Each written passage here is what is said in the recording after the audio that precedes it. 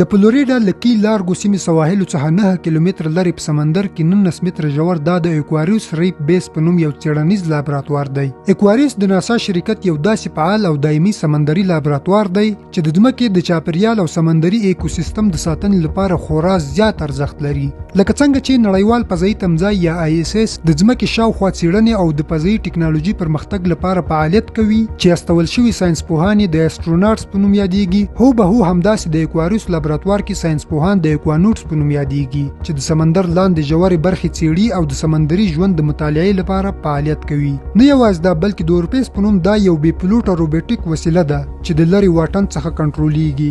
دا ځانګړې وسیله د هغو ژورو خطرناکو برخو لپاره جوړه شوې چیرته چې انسان نشي تللی. اورپیس اوس مهال تر شاوخوا 10 کیلومتره ژوروالي کې د روبوټیک کیمرو سنسرونو په واسطه څیړنې ترسره کوي. خو اوس دا لا څه ډول څیړنې دي؟ ځکه ناسا چې پیژندګلوي له فضایي تمځای سره دی اخر په سمندر کې دومره ژور کوي څه؟ آیا دوی د نورو فضایي مخلوقاتو په لټه کې دي که یا پر ځمکه کوم داسې آفتونه راځي چې یوازې د ناسا ساينس پوهان ته په اړه معلومات وي؟ خو خیر په سمندر کې ژورې څیړنې دومره اسانه نه دي، ځکه همدا ساينس پوهان په دې باور دي چې دوی د مریخ سیارې په اړه د ځمکې له سمندر څخه ډیر معلومات لري، ځکه سمندر دومره لوی او ژور دی چې انسانانو تر اوسه یوازې 15% څیړلی چې 95% برخې لا هم له لیدلو او څیړلو څخه پاتې دي. تر اوسه پورې داسې هیڅ ټکنالوژي نه ده جوړه شوې چې د سمندر تر حقیقي ژوروالي دې ورسیږي. دا په داسې حال کې چې تر نن ورځې پورې د سمندر تر ټولو ژوره برخه د چیلنجر ډیپ په نوم 11 کیلومتره ژور د آرام سمندر په ماریانا ټرنچ کې پیژندل شوی چې د امریکا د ګوام ټاپوګانو ته 300 کیلومتره نږدې موقعیت لري. دې ډول د سمندر ژورو برخو ته د هیډل زون وایي. دلته د سمندر په دې تل کې د هایدروترمال لاوا یا تودې چینې دي چې د ځمکې داخلي کور سره تړاو لري او په اوبو کې تر نخلیدو وروسته له همدې لاوې څخه هایدروترمال یا چمنیز عجیبه شکلونه جوړیږي. د دې ځایونو د لوړ فشار سربیره د تودوخې درجه تر 400 سانتیګریډ پورې رسیږي. یعنی دلته له ټایټانوم نیول سټیل وسپنه او داسې نور فلزات په ډېرې اسانۍ سره ویلې کیږي. خو تر ټولو ځانګړې او د حیرانتیا خبره په دې ځای کې دا ده چې دلته د اوبو د دومره زیات فشار او حرارت سربیره هم ځینې مخلوقات ژوند کوي. که څه هم د هایدروترمال د وینټونو په ځایونو کې حرارت تر 400 درجو پورې رسیږي، خو انسانان د ځانګړو سبمرین بیړیو په مرسته د دغو ځایونو څیړلو لپاره ځانګړي محافظتي سیستمونه جوړ کړي. کله چې په لومړي ځل دلته ساينس پوهان ورتلل نو دوی فکر کاوه چې شاید دا ځای یو ډیر ساده او تش ځای ووسی، خو داسې نه و، بلکې دلته ځانګړي او پراخې سیمې وي. د دې ځای ژوي د یو ځانګړي ایکوسیستم ژوي دي او د دغو ځانګړي ژوي خوراک تر ډیره د سمندر له پورتنۍ برخې څخه د مړو شویو ماهیانو جسدونو پر ښکته کېدو سره وي. اوس د سمندر د ژورو برخو څیړلو لپاره ښکته کېدل ولې دومره ستونزمن دي او ولې د ناسا شرکت په خپل ټول توان په دې هڅه کې دی چې د ژورو برخو معاینات وکړي؟ ناسا ولې دومره هلې ځلې کوي؟ آیا دا ناشونې یا د اندېښنې وړ خبره ده؟ د دې لپاره باید د سمندر لنډه پیژندنه وشي.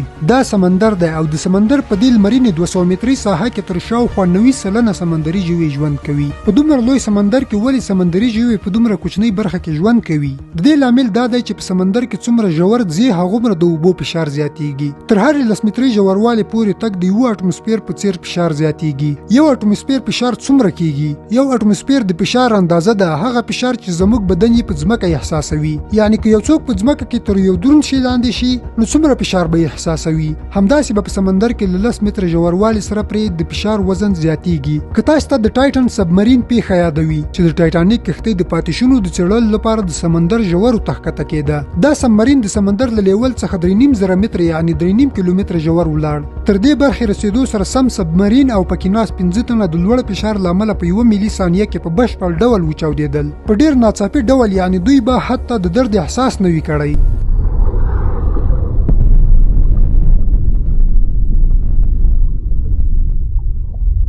ځکه دماغ ته د بدن د درد احساس تر شاوخوا 25 ملي ثانیو وروسته رسیږي. مخکې له دې چې دوی پر دې چاودنې وپوهیږي هر څه یوازې په خورا چټکه صدمه کې له منځه تللي وو.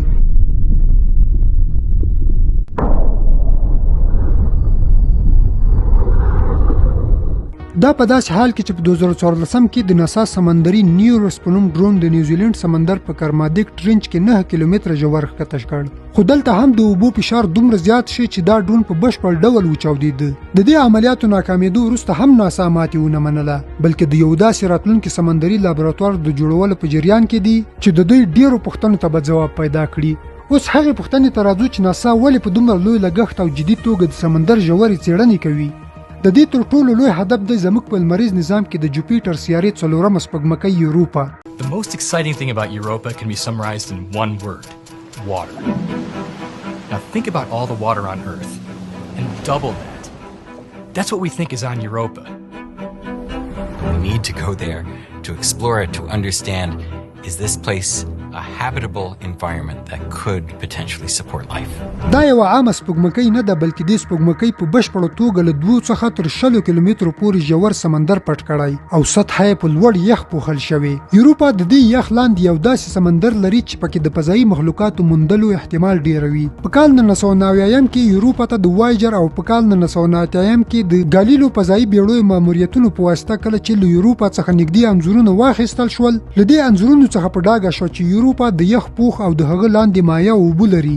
دا لومړی ځل و چې ساینسپوهان ته د دې سپوږمکۍ د ځانګړتیاو لکه د یخ ماتې شوې سطحې او د اوبو احتمالي سمندر په اړه مهم شواهد وړاندې کړل.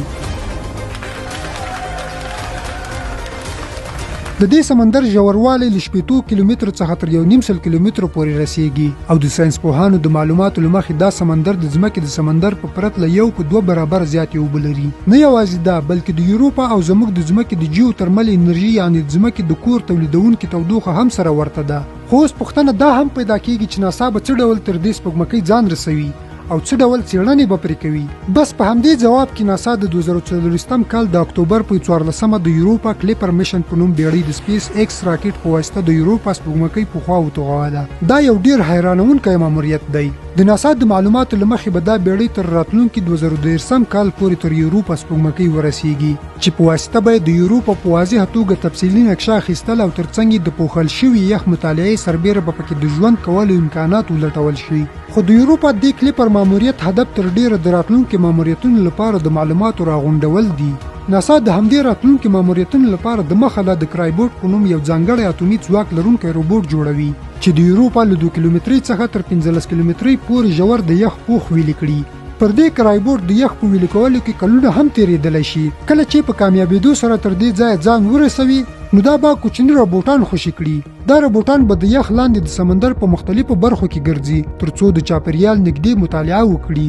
په یوروپا کې د احتمالي مخلوقاتو شتون له دې امله هم ډیر ښودل کیږي چې د اوبو او ډبرو تعامل شتون لري چې دا د احتمالي ژوند لپاره د انرژي میکانیزم برابروي.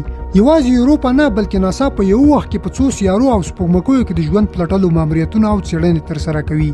بلکې د فضایي مخلوقاتو پیدا کولو او پلټلو لپاره ناسا له سلګونو کلونو راهیسې خپل ماموریتونه کوي. په داسې حال کې چې د جیمز هبل او کلیپر فضایي تلسکوپونو لید او مشاهدې تر میلیونونو نوري کالونو پورې رسیږي، خو تر اوسه پورې د هیڅ کومو فضایي مخلوقاتو د موندلو خبرداری نه دی ورکړی. تاسو څه فکر کوئ چې دوی به په راتلونکي کې د فضایي مخلوقاتو د موندلو نښانې ومومي؟ په کمنټ کې مو خپل نظر را سره شریک کړئ او تر بل ویډیو مو په خدای سپارم.